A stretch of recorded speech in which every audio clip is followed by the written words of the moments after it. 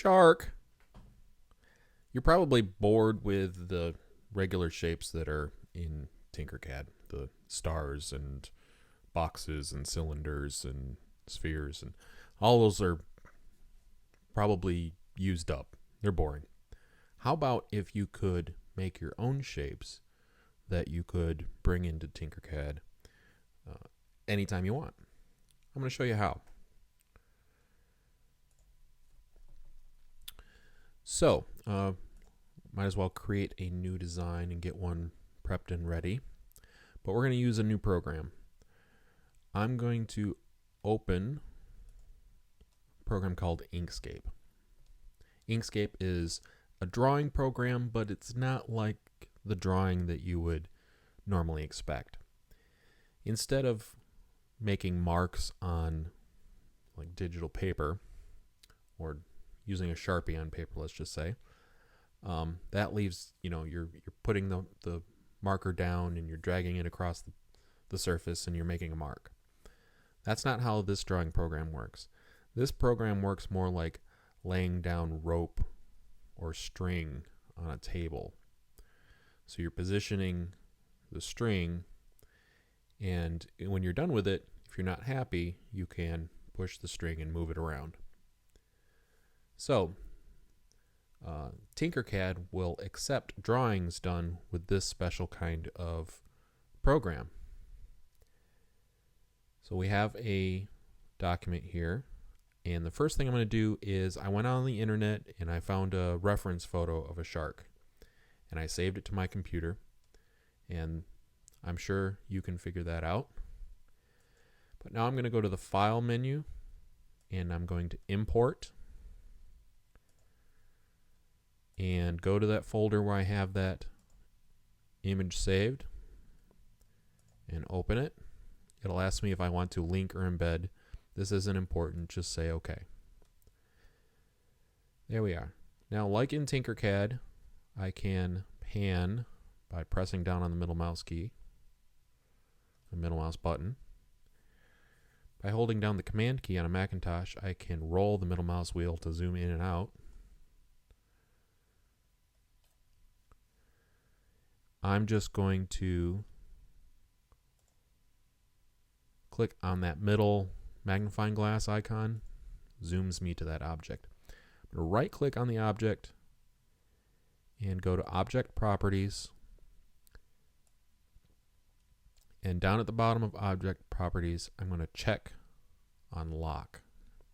That'll make it so I can't move this picture accidentally and mess up my drawing. Now the tool I need is down between the one that looks like a pencil and the one that looks like a calligraphy pen. That's the one I need. So I click on it. Now, like I said, drawing with this tool isn't like working with a pencil or anything. This isn't a click and drag tool. This is a click, click, click tool, and it draws straight lines in between the clicks. So I'm going to start here and just trace the outline as closely as I can around the shape. Now, in between each click is a straight line, but when the clicks are close enough together, straight lines look like a curve.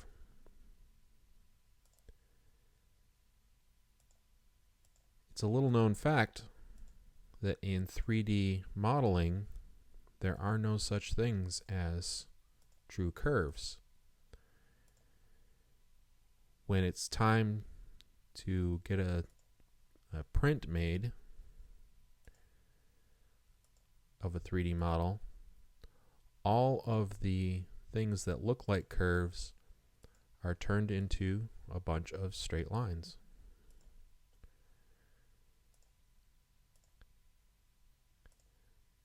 The trick is when you're in a sharp corner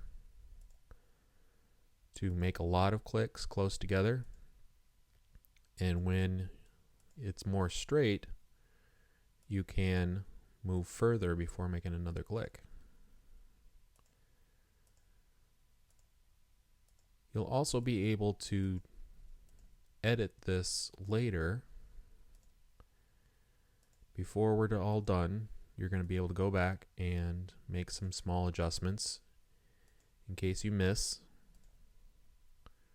So don't stop and go back because you made a mistake. Just keep going until you trace out the whole shape.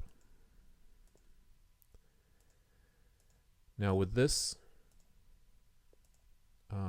kind of drawing and making a shape out of it for Tinkercad,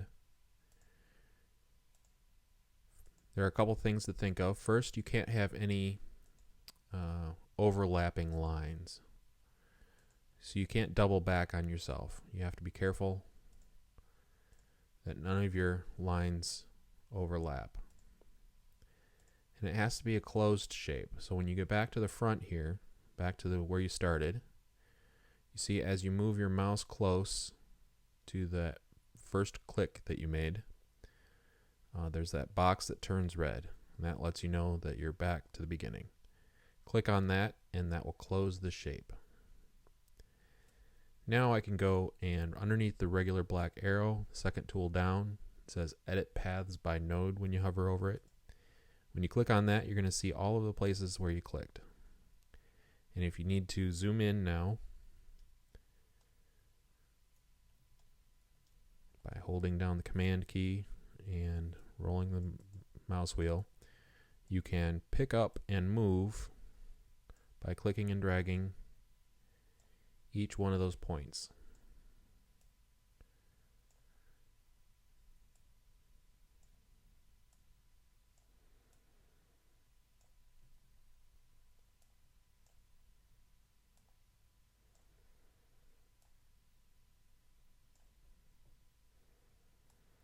So this is how you fix things so that you get a real nice smooth shape.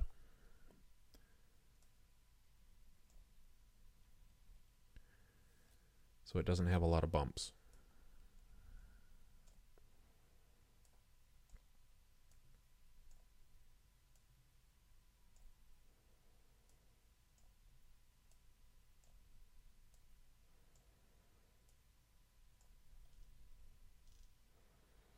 Okay, that's picky enough for me.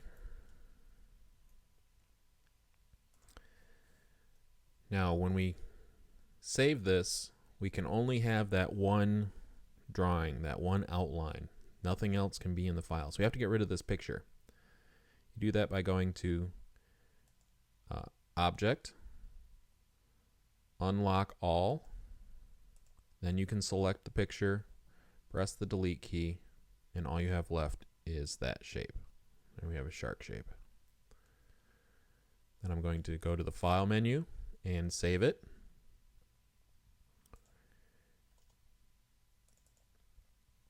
And I'm going to save it as shark.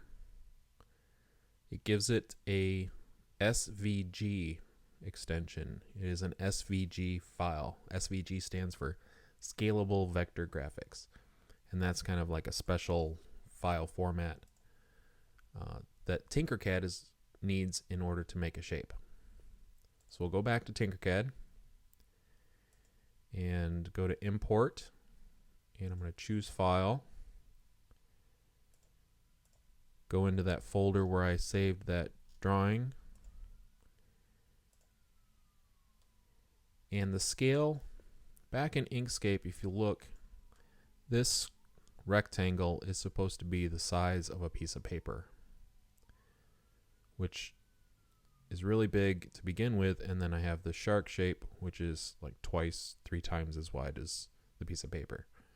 So when I go to Tinkercad, I have to make that much smaller. So I'm going to say 10%. 10 millimeter height is fine because you can always change that later. So I'm just going to go Import, and there we have it.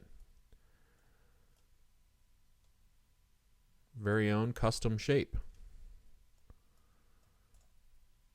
Give it appropriate color. And there you go. Shark.